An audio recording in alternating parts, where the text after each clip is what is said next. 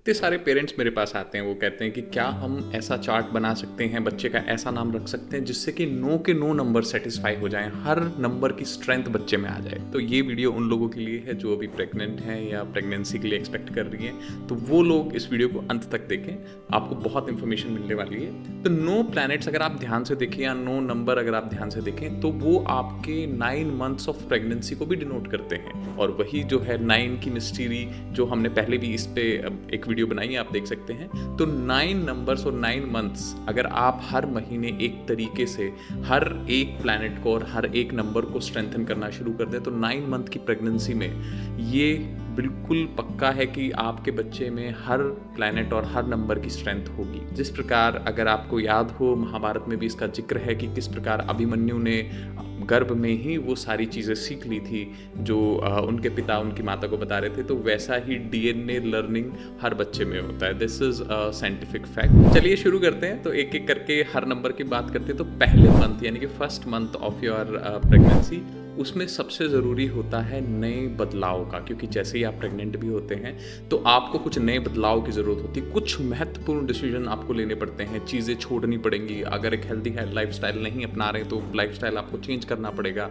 वो सारी चीज़ें एक नंबर की वो स्ट्रेंथ दिलाएंगी, क्योंकि नंबर 1 है न्यू इनिशिएटिव। दूसरा मंथ यानी कि second month of your pregnancy, तो उसमें बात होती है डिप्लोमेसी की और आपके लोगों के साथ की, क्योंकि जब आपने अब कुछ नया शुरू किया है तो आपको दूसरे लोगों का साथ भी, इसमें परिवार का, दोस्तों का, बहुत आपको उनका सपोर्ट चाहिए होगा। तो वो सपोर्ट कैसे जीता जाए, तो ये आप कोशिश करें number second month of your pregnancy में आपको नंबर 2 की पावर मिलेगी। फिर उसके बाद करते हैं नंबर 3 की। तो देखिए, जब 2 आपने महीने हो गए हैं आपको, तो ऐसा तो नहीं है कि आप जो कर रहे हैं उसको एंजॉय नहीं कर रहे। तो जो आप किया है, आपने जो भी नए चेंजेस लेके आए, फॉर एग्जाम्पल आपने वॉकिंग शुरू कर दी है, या फॉर एग्जाम्पल अब आप एक हेल्दी लाइफस्टाइल, हेल्दी फूड आप ले रहे हैं, तो क्या उसको एंजॉय कर रहे हैं? क्योंकि नंबर 3 आपको यही कहता है कि चीज़ें कैसी भी हों आपको उसको एंजॉय करना है। फिर बात करते हैं नंबर 4 की। देखिए, 3 महीने हो गए हैं प्रेगनेंसी के, तो सबसे ज़्यादा ज़रूरी होता है कि एक डिसिप्लिन लगा रहे, एक कंसिस्टेंसी रहे, क्योंकि यही वो मंथ होता है जब सबसे ज़्यादा इश्यूज एकदम से आने शुरू होते हैं। बॉडी आपकी बायोलॉजिकली बहुत सारी चेंजेस लाती है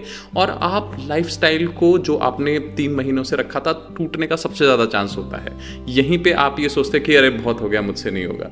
तो नंबर 4 आपको वो सिखाए। नंबर 5 या कि नंबर 5 की बात करें तो नंबर 5 जो होता है वो होता है आपका डिस्ट्रैक्शन से अलग होने का। जैसे आप नंबर 5 में आएंगे तो बहुत सारी डिस्ट्रैक्शंस आएंगी, लोग आपको अलग अलग चीज़ें बताएंगे, बहुत सारी नई नई टिप्स आपको देने शुरू कर देंगे, क्योंकि 5th मंथ वो होता है जिसमें लोग पहचान पाते हैं कि आप प्रेग्नेंट हैं। तो उस डिस्ट्रैक्शन से खुद को अलग रखना है, एक सही इंफॉर्मेशन सोर्सेज रखने हैं, चीज़ों को बिल्कुल आउट ऑफ फोकस नहीं होने देना है। उसके बाद आता है नंबर 6। नंबर 6 यानी कि 6 मंथ ऑफ योर प्रेगनेंसी, ये होता है सेल्फ केयर का मंथ। इसमें आप खुद की केयर करें। बहुत अच्छा कोई, अगर आप प्रीनेटल कोई मसाज है, या फिर अपनी नेल केयर हो गया, या फिर हेल्थ के लिए स्किन केयर हो गया, बहुत सारी चीज़ें जो हैं आप नंबर 6 या 6 सेमेस्टर अपने टेमेस्टर में करें। तो इसमें जो होगा कि आप नंबर 6 की सारी पावर्स, जो खुद को सेल्फ केयर की जो पावर होती है नंबर 6 की, वो आप अपने बच्चे को सिखा रहे हैं उस समय। तो नंबर 7 की देखिए, जैसे ही नंबर 7 आता है तो आपको झुकाव करना होगा स्पिरिचुअलिटी की तरफ। स्पिरिचुअलिटी का मतलब मेरा रिलीजियस होने से नहीं है। मैं ये नहीं कह रहा आपको कि आप बहुत सारी रिलीजियस चीज़ें करनी शुरू कर दें मंदिरों में, या आप जो भी फॉलो करते हैं मस्जिदों में बहुत बार जाना शुरू कर दें। नहीं, मैं सिर्फ ये कह रहा हूँ कि आप समझें कि आपके भीतर भी एक ईश्वर